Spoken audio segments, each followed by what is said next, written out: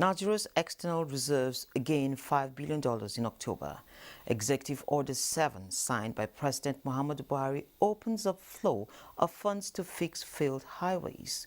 World Bank urges Nigeria to initiate bilateral migration policy to improve bilateral trade and strengthen economy. Plus, UK meat firms begin exporting meat for processing due to lack of butchers. Details of these and more on Business Express on the network service of the NTA. And we are reaching you from Abuja, Nigeria's capital. I'm Leah Katun Babatunde.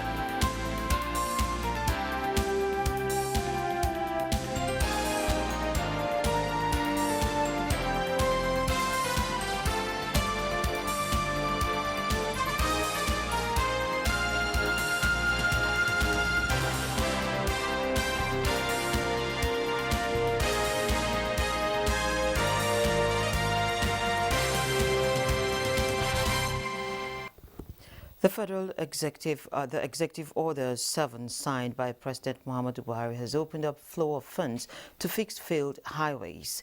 The Nigerian National Petroleum Corporation is the latest to buy into the idea. Its request to fund the ongoing reconstruction of 21 roads across the 6 geopolitical zones was approved. 6 of them that have failed. We need to replace them now with concrete ring drains to allow water to flow. Otherwise, the retention of water badly impacts the road. Of those 21 roads, 9 are in North Central, particularly Niger State. Latest data from the Central Bank of Nigeria, CBN, on Wednesday shows that Nigeria's external reserves rose by $5.05 billion in October. The reserves increased from $36.78 billion on September 30 to $41.83 billion as of October 29. Meanwhile, the Deputy Governor of Financial System Stability Directorate of the CBN, Aisha Ahmed, said the external sector trends improved as reflected in the balance of trade position, which narrowed by 52.56% to a deficit of 1.87 trillion naira in the second quarter of 2021 from 3.94 trillion naira in Q1. She said this was driven by a 74.72% rise in exports, which outstripped the increase in imports of 1.45%. According to her, relative stability was maintained at the I&E foreign exchange window following sustained implementation of policies aimed at boosting liquidity and improving supply to meet legitimate demands for eligible transactions.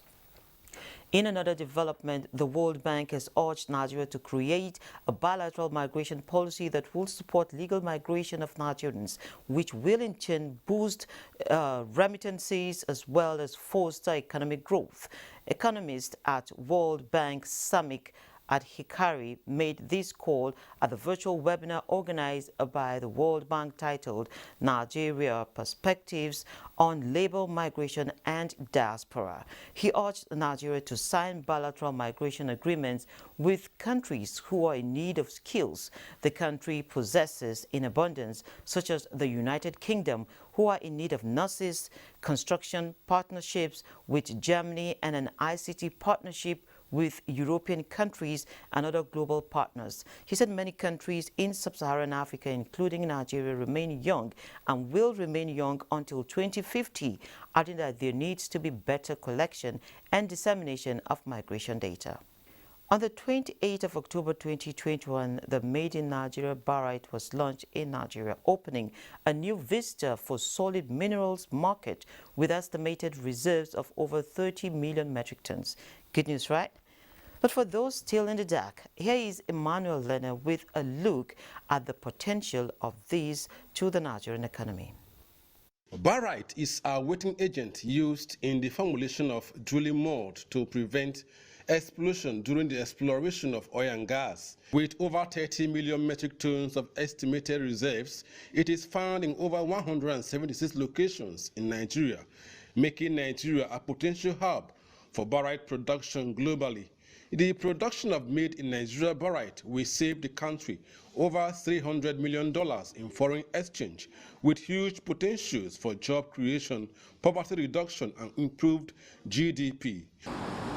Essentially, about 176 barite veins were identified within the country. The overall objective of this initiative is to help realize our country's desire to create more jobs, reduce importation, improve on value chain, and ultimately contribute significantly to our non-oil GDP sector. Nigeria will be saving between $300 to $350 million annually from this importation, and will also be a foreign exchange earner for the country when we export. And once you identify all the value chain, that's where you have a very sustainable system. So you start from the mines, you start from exploration and everything in between. You go to the processing, and then you go to manufacturing. With the launch of the Made in Nigeria barite that meets the American Petroleum Institute specification, Nigeria is set to play big in Africa and the global barite markets, likely to span over 100 years. In Port Harcourt, Emmanuel Lerner. On the commodity market, oil prices extended decline on Thursday, pushing U.S. futures below $80 a barrel after Iran and world powers agreed to resume nuclear talks this month that could lead to the removal of U.S. sanctions on Iranian oil. U.S. West Texas Intermediate crude slid for a third day to $79.98 a barrel, down 1.1%.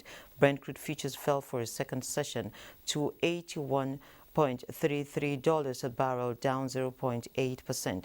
Both benchmarks on Wednesday posted their biggest daily percentage declines since early August, with Brent closing at its lowest since October 7th and WTI since October 13, after weekly inventory data from the U.S. Energy Information Administration showed a larger than expected rise in crude stock last week. On that note, let's take a look at prices of oil and other commodities in the market as London copper prices advanced on Thursday.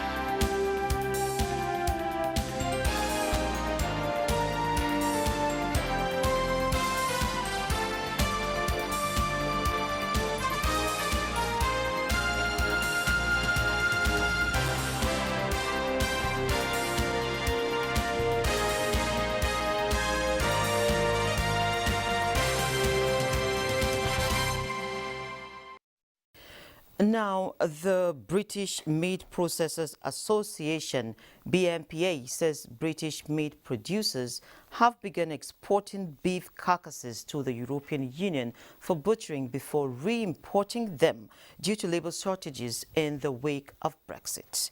Beef carcasses have been put on lorries and sent by ferry to the Republic of Ireland into cutting and packaging plants to be butchered and then brought back into the United Kingdom.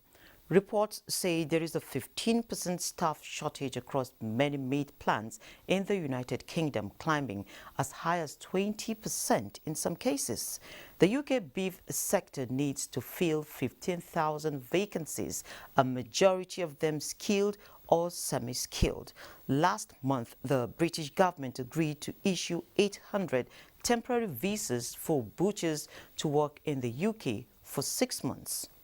Now, Bemisola is an entrepreneur who saw her fortunes decline in the wake of the pandemic. Though she didn't benefit from any facility, she was able to give back to society. Let's hear her on surviving COVID-19.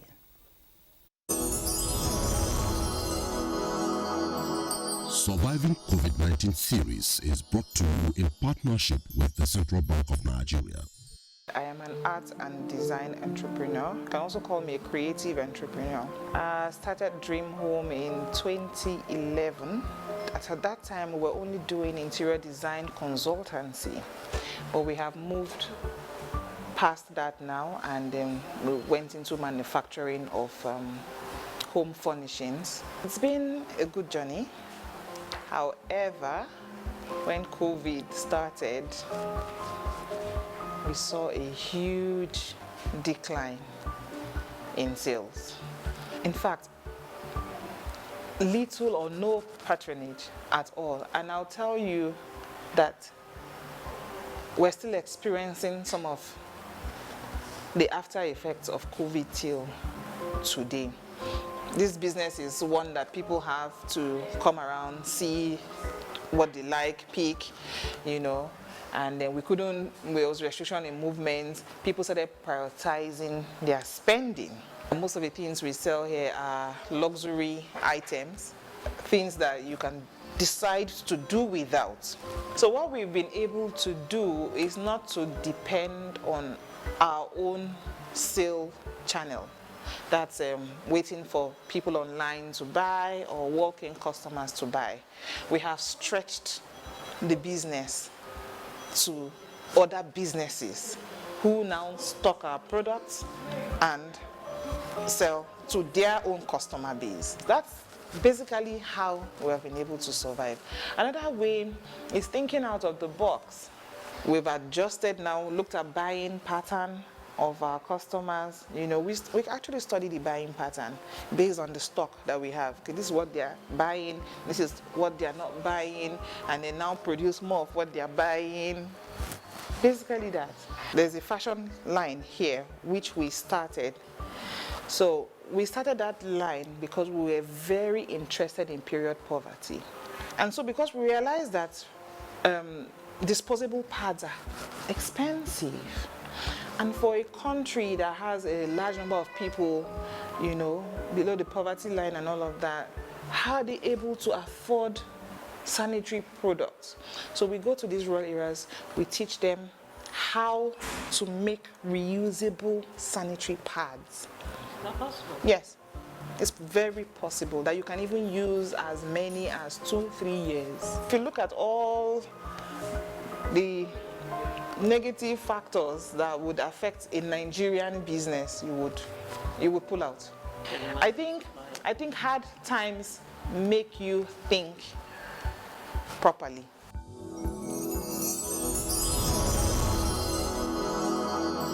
Surviving COVID-19 series is brought to you in partnership with the Central Bank of Nigeria. And of course, in thinking properly, it's countdown to the Yuletide, and one commodity that you can't take away from the season is rice. So this morning we will be looking at the rice value chain, and we have joining us from our Sokoto Network studio, Shehu Maazu, Director of Special Projects of Rice Farmers Association of Nigeria. A very good morning to you, and thank you for joining us. Morning, thank you for having me. Great. So how are the rice fields doing and the yields this year? So far, so good. We give thanks to God for having a successful farming season. Down here in the north, we are at the peak of harvest. By 15th of November, we are expecting harvest to pick up in the central, north central, and the southern part of Nigeria. Although there are some reports of drought in some selected areas, though these droughts and its consequences will have been avoided if we had listened to science. By listening to science, I mean if we had listened to the NIMET seasonal rainfall predictions, these losses will have been avoided. So when you say listening to science and what NIMET is predicting, are we having a situation where people are ignoring the warnings, or we are having a situation where the knowledge is basically not there? for every practitioner in the agricultural sector in Nigeria knows that the extension service provision by state government has declined since the expiration of the agricultural development project of the World Bank. We have an aged population of extension service workers. So they are in a better position to explain these predictions to the farmers. Unfortunately, these services is at its minimal at present. It's minimal. Oh, wow. Another service that farmers like you have benefited is the Anchor Borrowers Program, the ABP. How far did it take farmers this year, and what is our present rice capacity? The Anchor Borrowers Program, we say so far so good. You see, when the President and Commander-in-Chief, Alhaji Muhammad Buhari, introduced the agricultural revolution, he has deliberately created a very large market. Unfortunately, the other sector, that is the private Nigerians, have done so little, the wealthy people and the corporate organizations have done so little in investing into the primary production of the commodity. Let me tell you, every increase you have seen in the Nigerian rice production at the primary level is as a result of what the Anchor program has done. Because little has been attracted from the private investors and foreign direct investment. So now, through this program and some other steps, of course, neighboring countries like Benin Republic are already drawing lessons from Nigeria. Can you tell us about recent knowledge sharing and experiences between Nigeria and some of these countries? The truth is that for everyone that needs to gauge or to measure the successes recorded by the Anchor Borrowers program in Nigeria, we need to look at what is happening. The Benin Republic has agreed that yes, Nigeria has succeeded as far as rice production is concerned. That is why they have approached the Rice Farmers Association of Nigeria for a partnership. It's not only the Benin Republic, even the ECOWAS as an organization has invited the Rice Farmers Association. We sat down with them and looked at their rice offensive agenda vis-a-vis the Nigerian rice program. And they have said, yes, the Nigerian rice program can take us to the promised land in the sub-region. We are in talk with Thailand government. The embassy has visited us. We have visited them. They have agreed that there is an increase in the production of rice in Nigeria, and they want us to join hands in the area of value addition. So far, so good. While we add this value, the question for many Nigerians is around the price of rice. It's end of year, and of course, a lot of people will be doing the end of year shopping. And are we expecting the prices to come down anytime soon?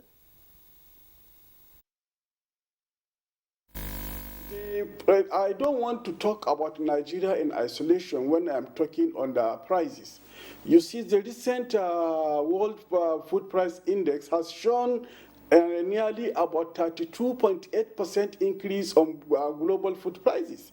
So we cannot be talking of Nigeria in isolation. However, with the bumper harvest we are expecting from the Benue valleys and the river Niger valleys, because of the flood that we have not experienced this year, we are expecting a bumper harvest there. We are expecting to see the price of paddy coming down, even though at a minimal level. So, okay, before I let you go, you just expressed that we didn't experience any flooding this year. Is that to say that the weather this year was favorable to rice farmers? Had it been those in the upland production have followed the sciences or the predictions by NIMET, I'm telling you the production of rice this year will have been unprecedented. But the losses occurred as a result of the marginal drought occasion in the upland production areas will definitely be compensated by the production in the floodplains of River Benue, River Niger, and their major tributaries, because we are expecting a bumper harvest in that field.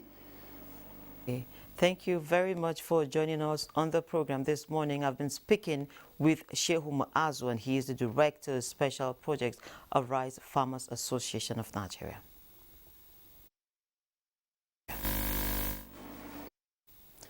And so we move on to the stock market, where Wednesday recorded a decline, erasing Tuesday's gains following profit taking.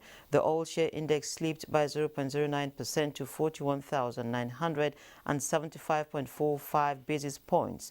292 million shares valued at 2.059 billion naira in 4,899 deals were traded. Equity capitalization closed the session at 21.905 trillion naira. Universal Insurance, Multiverse, and Honeywell Floor were the most active equities. And it is on that note that the market opens this morning. And on the global scene, Japanese shares ended higher this Thursday after European shares finished at a record high on Wednesday. Postable reports on the global stock market. Investors in the UK will be looking ahead to the Bank of England's Monetary Policy Committee decision later on Thursday, where the bank will decide whether to pull the trigger on interest rate hikes.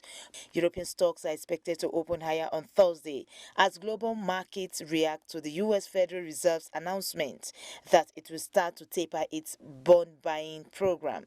US stock index futures were steady during early morning trading on Thursday after the major averages closed at records following commentary from the Federal Reserve.